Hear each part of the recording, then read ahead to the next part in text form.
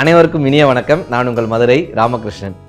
இந்த நாளை ஒரு தலைமை பண்பை வளர்த்து கொள்வதன் மூலமாக நாமும் வளர்ந்து இந்த சமூகத்திற்கும் ஒரு வழிகாட்டியாக இருக்க முடியாதா என்கிற ஒரு முயற்சி தான் இந்த நிகழ்ச்சியினுடைய மாபெரும் நோக்கமே. அதென்ன சார், தலைமை பண்பை வளர்த்து கொள்வதன் மூலமா leadership is not a position, it's an action. It's an action sir. மேடையில் அப்படியே குரலை உயர்த்தி பேசிட்டா அவங்க பெரிய தலைவர்களானா கிடையாதுங்க. குரலை உயர்த்தி பேசுபவர்கள் பெரிய தலைவர்கள் அல்ல. யார் ஒருவர் பேசும்போது எதிரில் இருப்பவர்கள் அத்தனை பேரும் அமைதியாக இருந்து கேட்க தொடங்குகிறார்களோ அவர்கள்தான் சிறந்த தலைவர்களாக இருக்க முடியும். The leader one who finds the way, walks the way and shows the way அப்படின்னு சொல்லுவாங்க ஆங்கிலத்தில். ஒரு பாதையை உருவாக்கி அதில் அவரும் நடந்து மற்றவர்களையும் நடக்க வைக்க செய்பவர் பெரிய தலைவர்னு சொல்லுவாங்க. மகாத்மா காந்தி அவர்களை பற்றி சொல்லுவாங்க. 1946 வங்க பிரிவில் நவபலி அப்படின்னு ஒரு இடம், வங்கத்தில் நவபலி. அங்க 2 சாதியினர் சண்டை போடுறாங்க. பெரும் சண்டை நடக்குது, சாதி சண்டை நடக்குது 2 பிரிவினருக்கு இடையே. இப்போ காந்தியடிகள் எவ்வளவோ சொல்லி பார்க்குறாரு, இங்கிருந்து சொல்லி பார்க்குறாங்க, ஆனால் அவங்க கேட்கறதாவே இல்லை. இப்போ காந்தியடிகள் சொல்றாரு, நான் அந்த இடத்துக்கு வர்றேன்றார், நான் அங்கே வரேன்றார் நவபலிக்கு. இப்போ அவங்கெல்லாம் சொல்கிறாங்க, நீங்கள் வந்தீங்கன்னா நாங்கள் முள்ளை வெட்டி போடுவோன்றாங்க, நடக்கிற வழியில் முள்ளை வெட்டி போடுவோம்.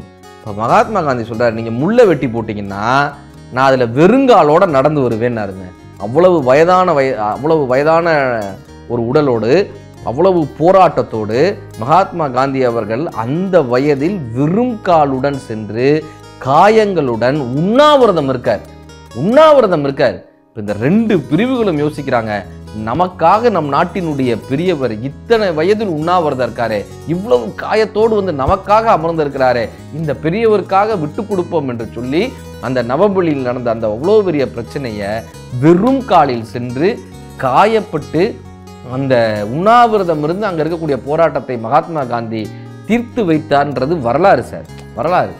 இப்படியான தலைமை தானே கொண்டு வர முடியும், இந்த மக்கள் மீது இருக்கக்கூடிய அக்கறை தானே கொண்டு வர முடியும். அவர் எதுவுமே பேசவே இல்லை சார், உண்ணாவிரதத்தின் மூலமாக அதை தீர்த்தார்னு சொல்லுவாங்க.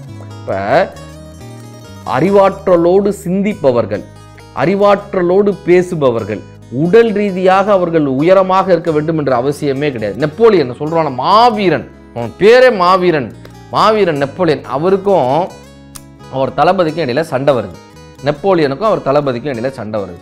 இப்போ நெப்போலியனை டீஸ் பண்ணுற மாதிரி அல்லது கேவலப்படுத்துகிற மாதிரி அவர் தளபதி சொல்கிறாரு, நெப்போலியன் குள்ளம் அவர் டீஸ் பண்ணுற மாதிரி தளபதி சொல்கிறாரு, நான் உன்னை விட உயரமானவன் தெரியுமா, நான் உன்னை விட உயரமானவன். நெப்போலியன் சிரிச்சுக்கிட்டே சொல்கிறாரு, நீ என்னை விட உடல் அளவில் உயரமானவனாக இருக்கலாம், ஆனால் அறிவில் நான் உன்னை விட உயரமானவனாக இருக்கக்கூடிய காரணத்தினால்தான் என்னால் உன்னையும் சேர்த்து பாதுகாக்க முடிகிறதுன்னாரு. உன்னையும் சேர்த்து என்னால் பாதுகாக்க முடியும். அப்படி வீட்டில் கூட சின்ன சின்ன சண்டைகள் வரும்போது சார், குரலை உயர்த்தாம ரியாக்ட் பண்ணாம யாருக்கு ரெஸ்பாண்ட் பண்ண தெரியுதோ, response is different from reaction வாங்க, யாருக்கு சரியான முறையில் ரெஸ்பாண்ட் பண்ண தெரியுதோ அவங்களால மட்டும்தான் ஒரு நல்ல குடும்ப தலைவனாக, நல்ல குடும்ப தலைவியாக இருக்க முடியும். ரியாக்ஷன், உடனே ஒரு செல்ஃபோனை தூக்கி போட்டு உடைக்கிறது, பாத்திரத்தை தூக்கி போட்டு உடைக்கிறது, இதெல்லாம் ரியாக்ஷன். விஷயத்தை கேட்டுட்டு ப்ராப்பரான முறையில் ரெஸ்பாண்ட் பண்ணுறாங்கல்ல, அவங்களால மட்டும்தான் சார் தலைவராக இருக்க முடியும். சார் லால் பகதூர் சாஸ்திரின்னு இருந்தார், அவர் வந்து அவருக்கு வந்து உயரம் ரொம்ப கம்மி, லால் பகதூர் சாஸ்திரி உயரம் கம்மி. ஒரு பத்திரிகையாளர்கள் கிண்டல் அடிக்கிற மாதிரி கேட்குறாங்க, அரபு நாட்டு ஷேக் வராரு நாளைக்கு உங்களை சந்திக்கிறதுக்காக, அரபு நாட்டு ஷேக் வராரு, அவர் 6 அடி, நீங்கள் 4 அடி, ஷேக்கை பார்த்தா உங்களுக்கு வந்து பயமாக இருக்காதா? இவர் சிரிச்சுக்கிட்டே சொல்லியிருக்காரு, நான் யாரை பார்த்தாலும் நிமிர்ந்து பார்த்து பேசுவேன், யாராக இருந்தாலும் நிமிர்ந்து பார்த்து நெஞ்சை நிமிர்த்தி பேசுவேன், என்னிடம் யார் பேச வேண்டுமென்றாலும் பணிந்து குனிந்து பேச வேண்டும், நான் எப்பொழுதும் உயர்ந்தவன் தான் உள்ளத்தில் அப்படின்னாராங்க லால் பகதூர் சாஸ்திரி. இந்த மாதிரி ரியாக்ட் பண்ணாமல் யாருக்கு அழகான முறையில் ரெஸ்பாண்ட் பண்ண தெரியுதோ அவர்களுக்கு இந்த நாள் மட்டுமல்ல எல்லா நாளும் இனிய நாள் தான். தன்னம்பிக்கையோடு இருங்க. நன்றி, வணக்கம்.